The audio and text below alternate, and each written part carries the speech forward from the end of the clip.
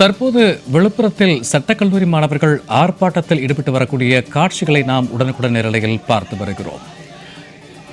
விழுப்புரத்தில் ஆணவ படுகொலைக்கு எதிராக தனி சட்டம் இயற்ற வலியுறுத்தி சட்டக்கல்லூரி மாணவர்கள் ஆர்ப்பாட்டத்தில் ஈடுபட்டு வருகிறார்கள்.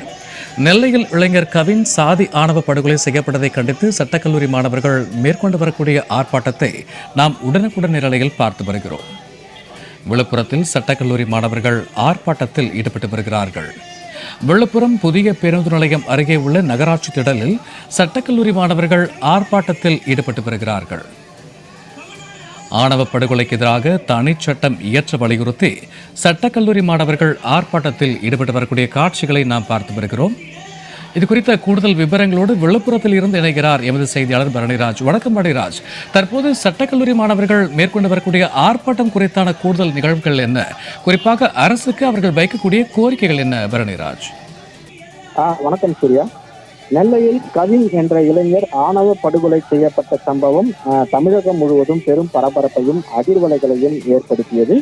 தமிழகத்தில் தொடர்ந்து அரங்கேறி கொண்டிருக்கும் சாதிய ஆணவ சம்பவங்களை தடுக்காமல் விளம்பர திமுக அரசு வேடிக்கை பார்த்து வருவதாகவே பல்வேறு தரப்பினரும் குற்றம் சாட்டி வரக்கூடிய சூழ்நிலையில் இளைஞர் கவின் ஆணவ படுகொலை செய்யப்பட்டதை கண்டித்து சமூக ஆர்வலர்கள், மாணவர்கள் என பல்வேறு அமைப்பினரும் தொடர்ச்சியாக போராட்டங்களை முன்னெடுத்து வருகின்றனர்.